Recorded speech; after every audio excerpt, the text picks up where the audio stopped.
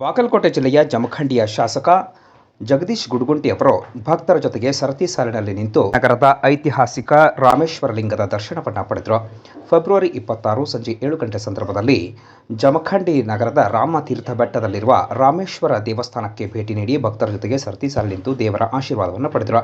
ತಮ್ಮ ಕಾರ್ಯಕರ್ತರೊಂದಿಗೆ ದೇವಸ್ಥಾನಕ್ಕೆ ಭೇಟಿ ನೀಡಿ ದೇವರ ದರ್ಶನ ಮತ್ತು ಆಶೀರ್ವಾದವನ್ನು ಪಡೆದುಕೊಂಡರು. ಜಮಖಂಡಿ ನಗರದಲ್ಲಿ ಮಹಾಶಿವರಾತ್ರಿ ಹಬ್ಬದ ಸಂಭ್ರಮ ಮನೆ ಮಾಡಿದ್ದು, ಬೆಳಗ್ಗೆಯಿಂದಲೇ ಭಕ್ತರು ರಾಮೇಶ್ವರ ದೇವಸ್ಥಾನಕ್ಕೆ ಆಗಮಿಸಿ ಲಿಂಗದ ದರ್ಶನವನ್ನು ಪಡೆದು ಶಿವನ ಕೃಪೆಗೆ ಪಾತ್ರರಾಗ್ತಾ ಇದ್ದಾರೆ.